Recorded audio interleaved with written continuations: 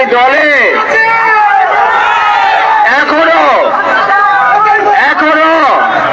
পদ পদবি নিয়ে, কমিটি নিয়ে, মনোনয়ন নিয়ে অনেক কথা হয়। আমার নেতা দেশ তারেক রহমান বলেছে, আগে আমাদেরকে দেশ করতে হবে, আগে আমাদেরকে দেশের রক্ষা করতে হবে, আগে মানুষের স্বার্থ রক্ষা করতে হবে, তারপরে হচ্ছে নিজের স্বার্থ। আমি সেই নেতা, আমি পদের তোয়াক্কা করি না, আমি মনোনয়নের তোয়াক্কা করি না, আমি মানুষের স্বার্থের জন্য কাজ করব, আমি সততা দিয়ে কাজ করব। যদি আমার ভাগ্যে কিছু থাকে আসবে, যদি না থাকে তাও আমি মানুষের জন্য কাজ করব। একটা কথা বলে দিতে চাই, একটা কথা বলতে চাই, একটা কথা বলতে চাই। সবাই বারবার বলে, এখন আপনারা দেখছেন, আপনারা সারা বছর 17টি বছর আপনারা কষ্ট করেছেন, আপনারা হাল চাষ করেছেন, আপনারা মাঠে ময়দানে কষ্ট করেছেন, আর এখন যখন ফসল ঘরে উঠেছে সকলে খাওয়ার টেবিলে বসে গেছে খাওয়ার জন্য। তাদের চিন্তা নাই রান্নাটা কিভাবে হবে, রান্নাটা টেবিলে কিভাবে পৌঁছাবে, এই চিন্তা নাই, আগেই বলে আমি খেতে বসে গেছি। আমি তাদেরকে সজাগ করে বলতে চাই, আপনারা বলেন আপনারা এই দলের নেতৃত্ব দিতে চান, আমার কারোর সাথে কোনো প্রতিহিংসা নাই, আমার কারোর প্রতি কোনো প্রতিহিংসা নাই। আমি সকলকে সাথে নিয়ে জাতীয়বাদী শক্তির স্লোগান ধরতে চাই। আসেন আমরা সকলে এক কাতারে এই দেশের মানুষের জন্য, এই নান্দালের মানুষের জন্য কাজ করি।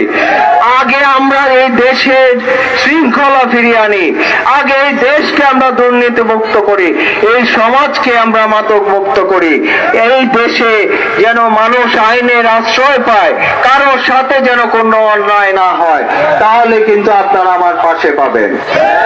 আর আমি উপস্থিত সকলকে বলতে চাই, আপনারা এত বছর আমার বাবাকে যে সম্মান দিয়েছেন, আমার বাবারা বর্তমানে আমার জন্য যে কষ্ট করেছেন, আপনাদের সাথে কিন্তু আমার কোনো পদ পদবীর সম্পর্ক না। পদ থাকলেও আমি আপনাদের, পদ না থাকলেও আমি আপনাদের। আপনাদের সাথে আমার আত্মার সম্পর্ক, আপনাদের সাথে আমার যে সম্পর্কটা রক্তের সম্পর্কের চেয়েও গভীর। আমি আপনাদের সকলকে আরেকটি কথা বলতে চাই, আপনারা যে কোনো বিপদ আপদে, যে কোনো কিছুতে আমাকে আপনাদের পাশে পাবেন, আমার নেতৃবৃন্দদের আপনার পাশে পাবেন, কিন্তু একটি কারণে আপনারা আমাকে পাশে পাবেন না। সেই কারণটি হচ্ছে আপনারা যদি অন্যায় করেন, আপনারা যদি মিথ্যার কোনো আশ্রয় নেন, আপনারা যদি অন্যায় ভাবে কাউকে অত্যাচার করেন, তখন কিন্তু আমিও আপনার পাশে নাই, আমার নেতাও আপনাদের পাশে থাকবে না। এই কথা উনি পরিষ্কার ভাবে বলে দিয়েছেন। তাই আমি আপনাদেরকে বলতে চাই, এই যে স্বৈরাচার সরকারের কি ক্ষমতা, কি দাপট, কি অহংকার ছিল, এটার থেকে আমাদের শিখতে হবে। অহংকার করে উপরে তাকিয়ে যদি চলাফেরা করেন, তাহলে উষ্টা খেয়ে পড়তে হবে। সব সময় মাটির দিকে তাকিয়ে আল্লাহ যে নির্দেশ করেছেন, যে আল্লাহ যেভাবে মানুষকে সত্যের পথে চলতে বলেছেন, সেইভাবে আমরা চলবো, সেইভাবে আমরা দেশ গড়ব, সেইভাবে আমরা ঐক্যবদ্ধভাবে কাজ করব।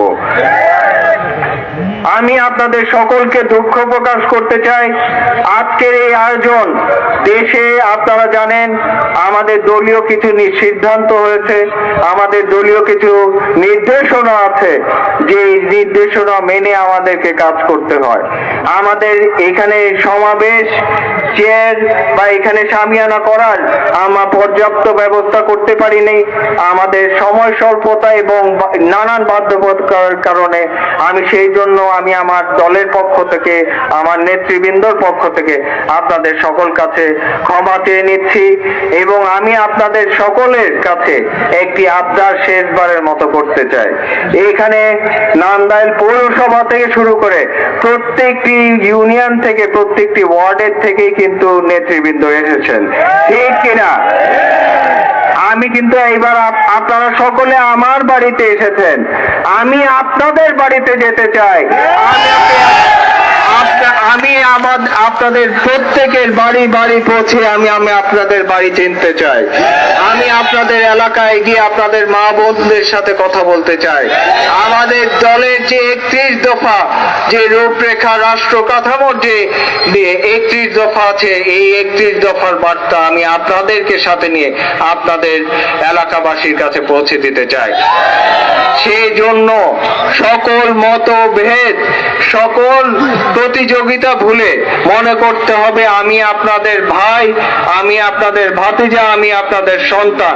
আমার দিকে তাকিয়ে সকলে ঐক্যবদ্ধভাবে আমরা মাঠ পর্যায়ে কাজ করব এবং দেশে শৃঙ্খলা ফিরিয়ে আনবো ইনশাআল্লাহ।